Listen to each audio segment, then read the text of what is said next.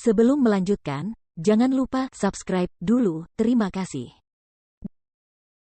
Bab 38, Kaulah Raja Iblis Jahat. Untungnya, CEO Lu sedang beruntung. Karena sudah larut malam, tidak ada seorang pun di toilet wanita. Dia bisa melihat Ningxi duduk di lantai dan bersandar di pintu, dalam keadaan mabuk berat. Dia telah menendang sepatu haknya ke berbagai tempat, dan barang-barang di dalam tasnya telah berserakan di lantai. Rambutnya menutupi wajahnya dengan berantakan. Dia tampak seperti orang yang sama sekali berbeda dari wanita berseri-seri yang telah berpisah dengannya sebelumnya. Jejak kasih sayang terpancar di mata Lu Tingqiao. Ia berjalan mendekat dan mengambil tasnya. Setelah mengambil semua barang yang berserakan, ia mengambil sepatunya dan mengulurkan tangannya ke pinggang dan lututnya.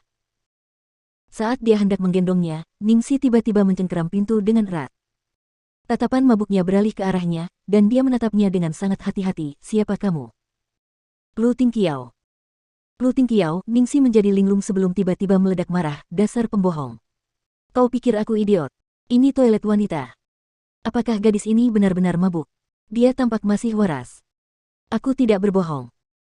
Pembohong, aku tidak mau pergi denganmu. Ningxi yang mabuk seperti landak kecil yang ketakutan, dia benar-benar waspada. Ningxi sama sekali tidak mau pergi, jadi Lu Tingqiao hanya bisa meletakkan barang-barang di tangannya untuk sementara waktu dan membujuknya. Apa yang harus kulakukan agar kau percaya padaku? Tunjukkan padaku identitasmu.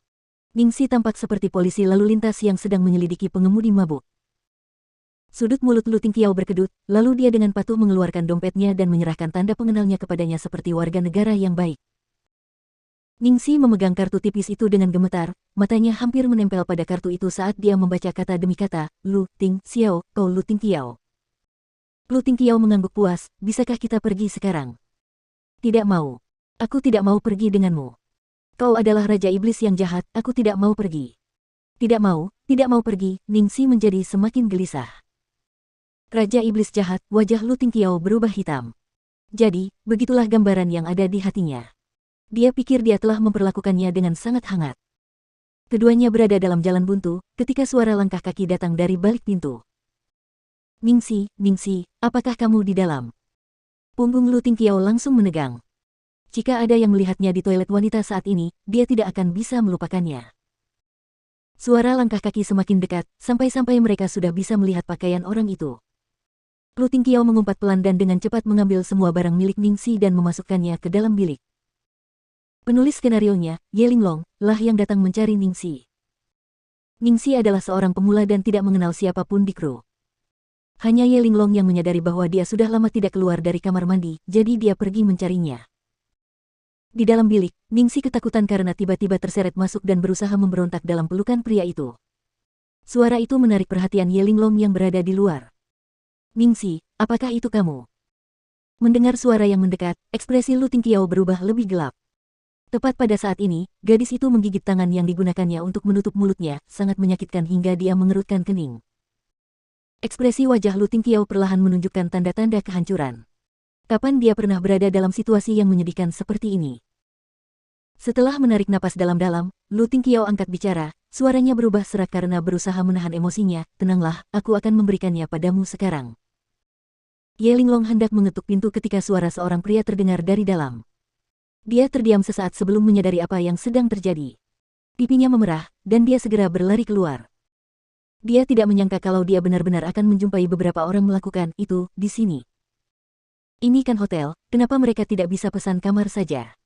Dia benar-benar tidak mengerti hobi orang-orang. Karena dia tidak berada di toilet wanita, kemana Ningxi lari?